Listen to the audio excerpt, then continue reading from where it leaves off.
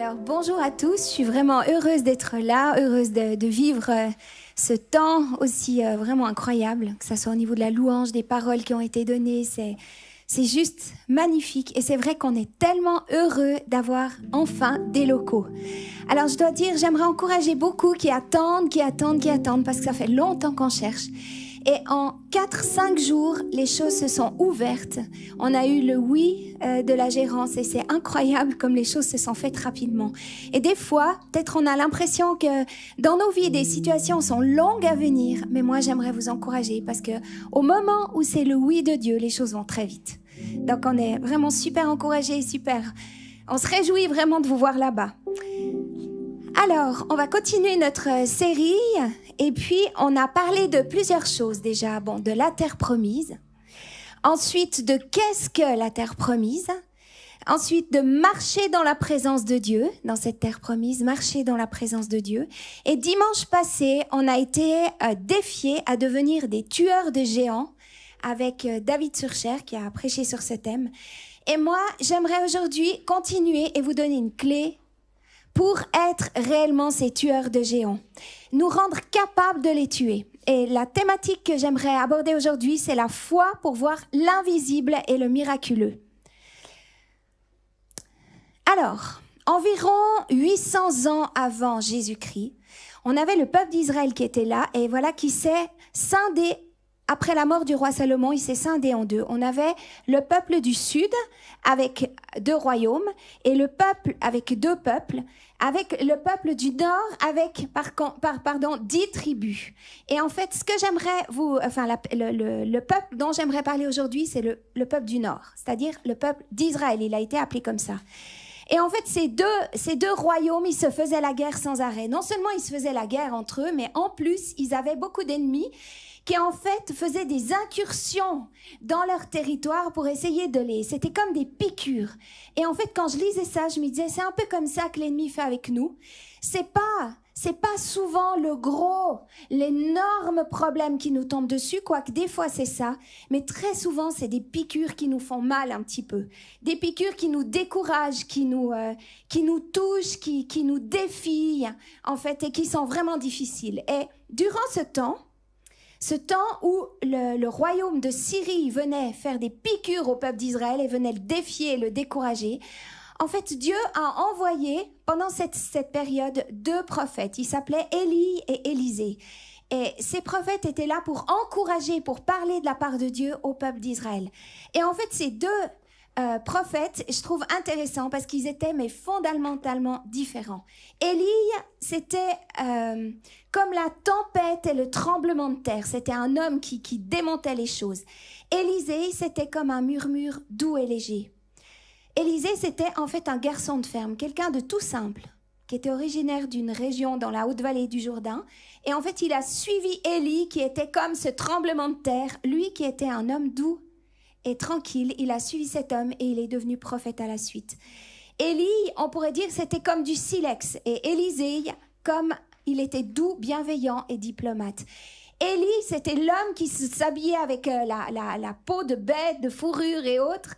Alors que Élisée, c'était un homme qui s'habillait comme la ville, comme pour aller à la ville, donc très différent.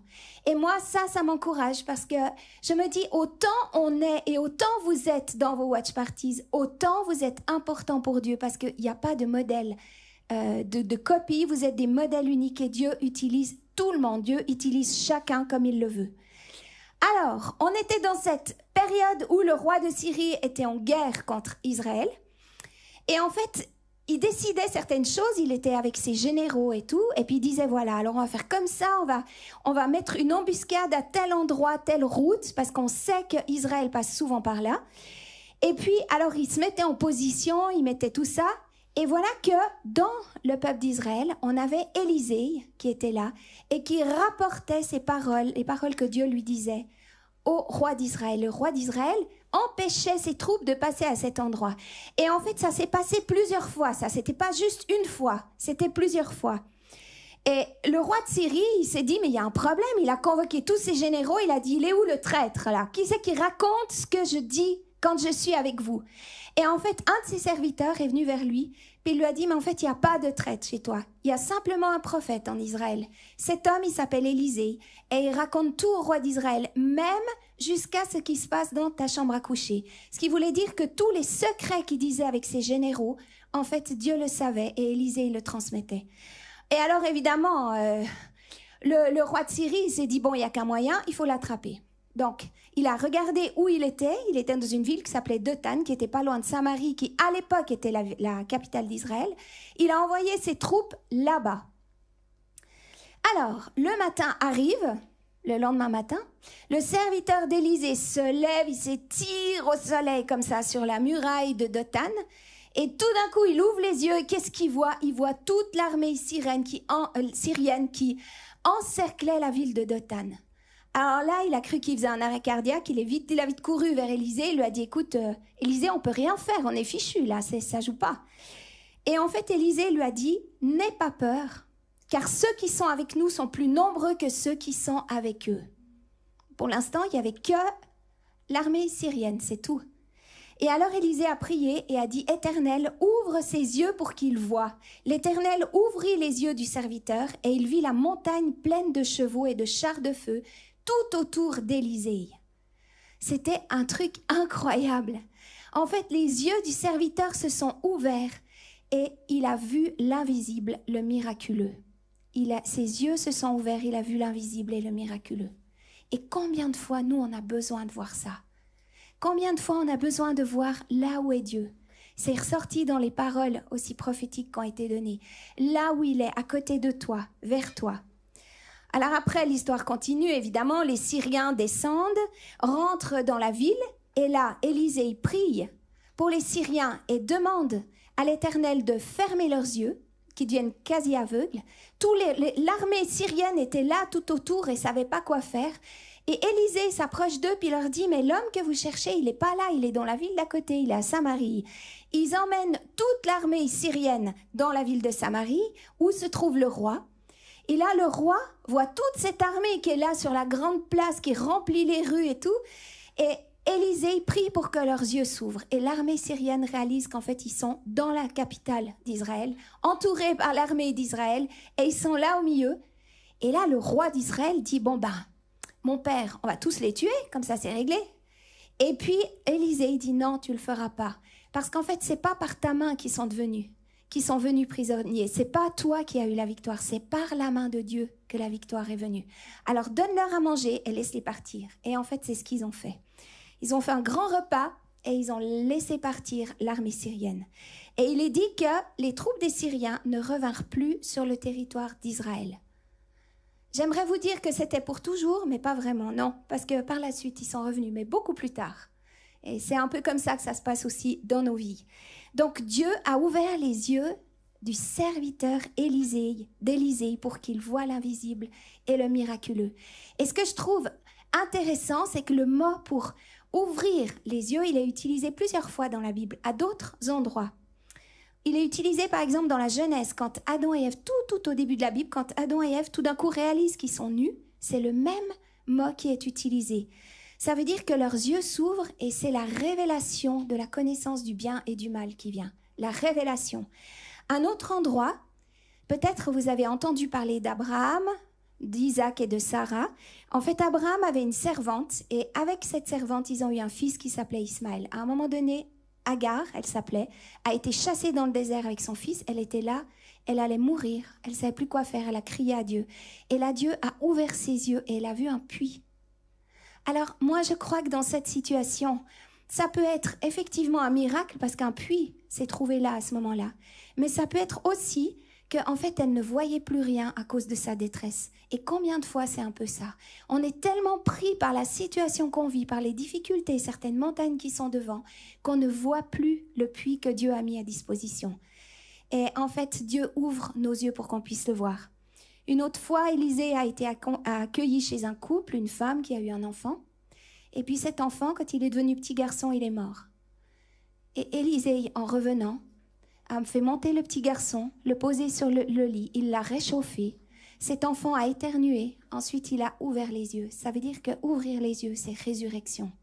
C'est la résurrection que Dieu veut faire aussi dans nos vies par rapport à des situations, des domaines qu'on traverse.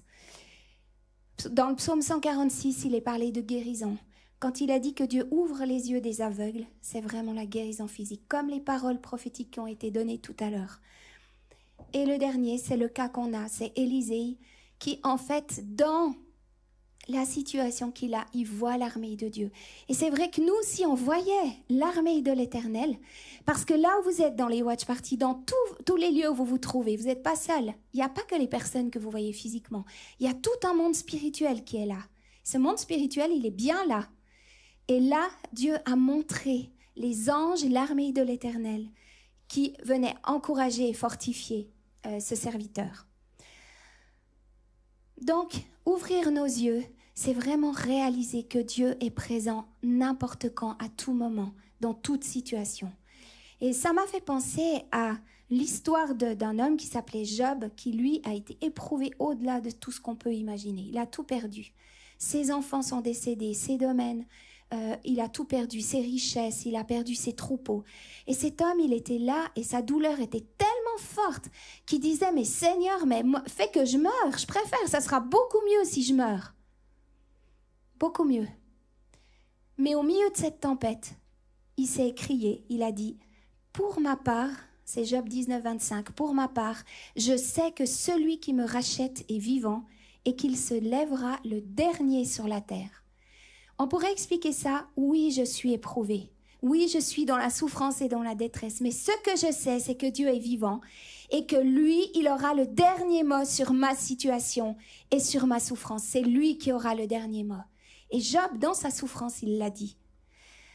Moi, je crois qu'il y a plusieurs personnes, là où vous êtes, dans les maisons, dans les watch parties, en fait, qui pourraient dire, comme Job, ce n'est pas la maladie, le chômage ou le divorce qui auront le dernier mot dans ma vie, mais ce sera Dieu. Ou dans mes afflictions actuelles, dans mes souffrances, ou dans l'injustice dans laquelle je suis, dans laquelle je dois faire face, Dieu reste Dieu.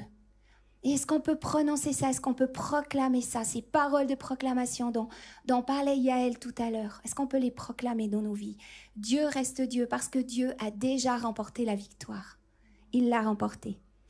Et en fait, ce qui est incroyable, c'est que Job, avant que Dieu ait agi dans sa vie, l'ait restauré, lui ait redonné en fait tout ce qu'il avait perdu, il s'est écrié « Mon oreille avait entendu parler de toi, mais maintenant mon œil te voit. » Et Job a vu Dieu avant qu'il agisse. Il l'a vu parce que dans son cœur profondément, Dieu s'est révélé à lui. Et il a réalisé que Dieu était Dieu. Il a vu l'invisible, il a vu le miraculeux avant qu'il se passe. Et certaines fois, on se dit, ok, moi j'aimerais voir ce miraculeux. J'aimerais tuer ces géants. J'aimerais, par rapport aux choses qui se présentent devant moi, j'aimerais avoir la victoire dans ces domaines-là. Et en fait, souvent Jésus a parlé de la foi. Et en fait, il parlait pour certains endroits de petite foi. Mais en fait, il y a une chose dont je suis sûre et certaine, à 100%, c'est que jamais, jamais, jamais, Dieu a parlé, quand il parlait d'une foi trop petite, c'était jamais pour humilier ou pour condamner qui que ce soit. Au contraire, c'était pour que justement, il y ait une démarche qui se fasse, de dire, moi, par rapport à cette situation, j'ai une foi qui est beaucoup trop petite, j'arrive pas, je connais les versets, je connais ta parole, je sais comment faut faire. Mais en fait, j'ai pas assez, j'arrive pas, je crois avec mon intelligence, mais j'arrive pas à croire avec mon cœur et à le vivre. Et en fait, dans Marc, il est parlé d'un homme qui était comme ça. Il avait son fils qui en fait était tourmenté, avait des démons dans sa vie. Ce fils, il se jetait dans le feu pour se tuer.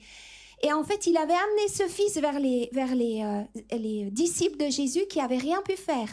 Et alors cet homme, il arrive avec son fils, il arrive vers Jésus, et puis avec tout son cœur, il lui dit, mais Jésus, si tu peux faire quelque chose, si tu peux faire quelque chose.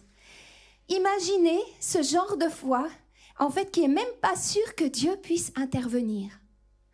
Moi, quand je vois ça, c'est marqué Claire-Lise là-dessus. Combien de fois j'ai prié pour des choses, mais avec une attitude où je réalisais dans mon cœur que je ne sais même pas si je croyais vraiment que Dieu pouvait intervenir dans telle ou telle situation. Et surtout, quand ça fait longtemps qu'on prie pour certaines choses, puis qu'on arrive toujours au même résultat. On se dit, mais il faut quoi là? Qu'est-ce que je peux faire de plus? Et en fait, son cri de désespoir, il a touché le cœur de Jésus. Il l'a touché profondément. Avant ça, Jésus lui a dit, si tu peux, mais tout est possible à celui qui croit. Ok, tu es renvoyé à ta foi, qui est trop petite. Mais ce que Jésus voulait dire, c'est que dans tous les cas, la capacité de Dieu à accomplir le miracle ne saurait être remis en question. Ça ne saurait être remis en question. La seule vraie question, c'est qu'est-ce que tu fais ensuite? Et cet homme, avec authenticité, avec tellement de vérité, il a crié vers Dieu, il a crié vers Jésus et il a dit « Je crois, mais viens au secours de mon incrédulité. Viens au secours de ma foi qui est trop petite. Viens au secours quand je vois ce géant, j'y arrive pas. Quand je vois cette situation, j'y arrive pas. Je crois plus.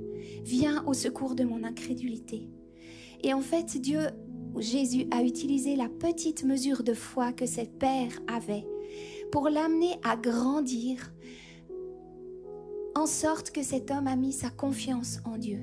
Il n'a pas mis sa confiance en sa foi.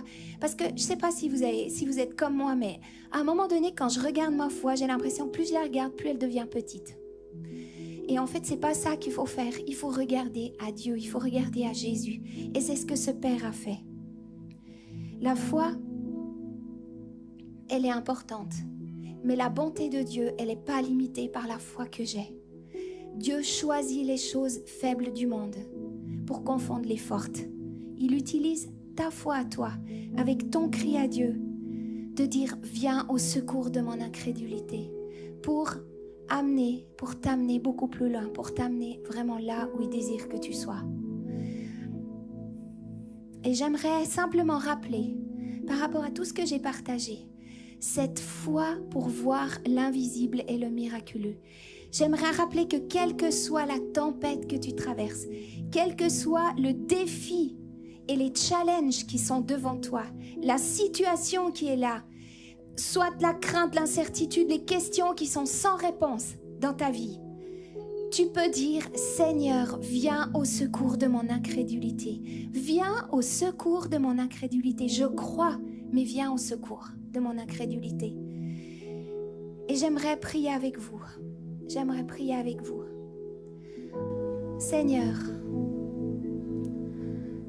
viens au secours de mon incrédulité. Et j'aimerais me mettre vraiment dans la situation où tellement de fois j'ai besoin que tu viennes et que tu m'aides. Et je veux être authentique et être vrai par rapport à toi.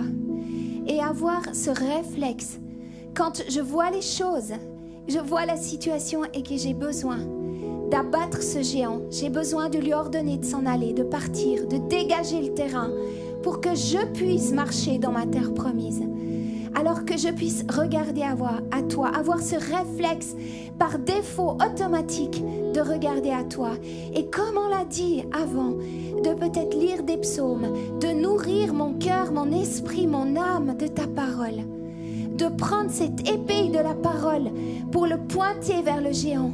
Et dire peut-être que j'ai pas une grande foi, mais je sais que Jésus vient au secours de mon incrédulité. Et au travers de ça, je te commande de partir. Je commande à la crainte de s'en aller. J'appelle cette situation, cette porte qui est fermée à s'ouvrir maintenant, au nom de Jésus. Que mon cœur soit vraiment disposé à recevoir ce que tu veux faire en moi et au travers de moi. Que la révélation de qui tu es, ta grandeur, ton autorité, ta seigneurie sur toute situation, ton amour et ta paix envahissent mon cœur. Ouvre mes yeux pour que je ne puisse m'arrêter de louer et de rendre gloire au Dieu merveilleux que tu es, qui vient à mon secours et qui se tient à côté de moi, en moi, au travers du Saint-Esprit, pour affronter quelque géant que ce soit, quelque situation qui se présente devant moi. Moi, je crois que Dieu Et je vais lire ces paroles parce que c'était tellement fort dans mon cœur. C'est vraiment la saison où Dieu lève des fils et des filles qui sont remplis du Saint-Esprit. Avec un discernement qui est aiguisé.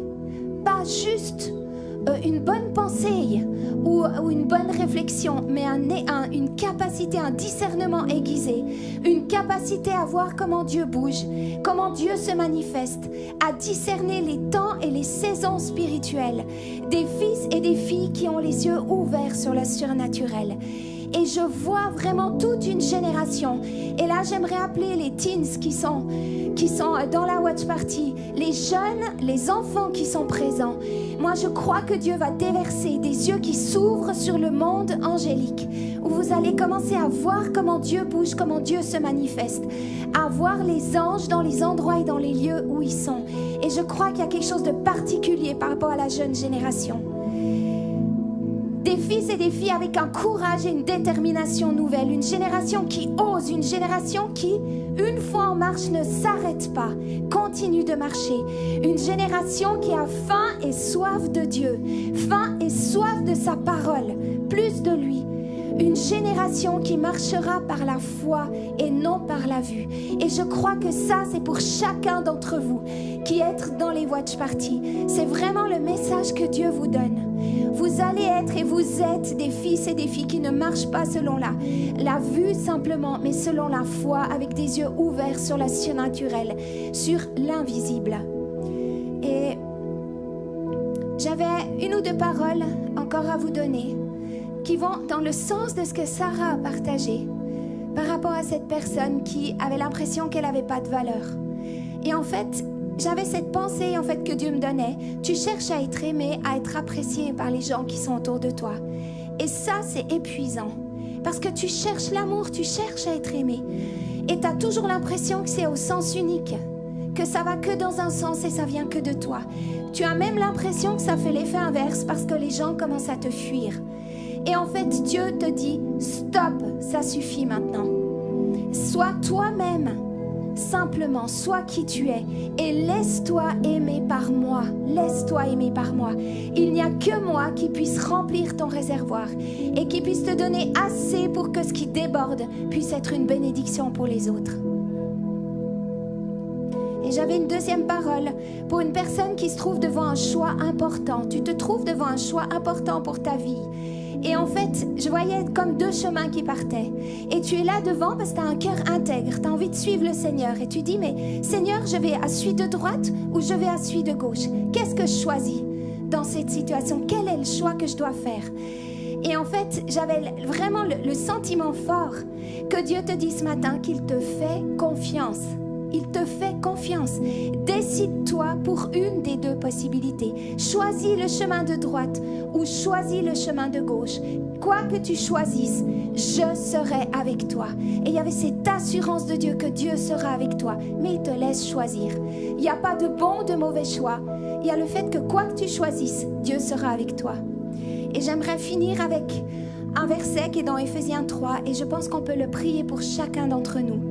Qui dit à celui qui peut faire par la puissance qui agit en nous infiniment plus que tout ce que nous demandons ou pensons, à lui soit la gloire dans l'Église et en Jésus-Christ pour toutes les générations, au siècle des siècles. Amen. Soyez bénis dans cette semaine qui commence. Merci.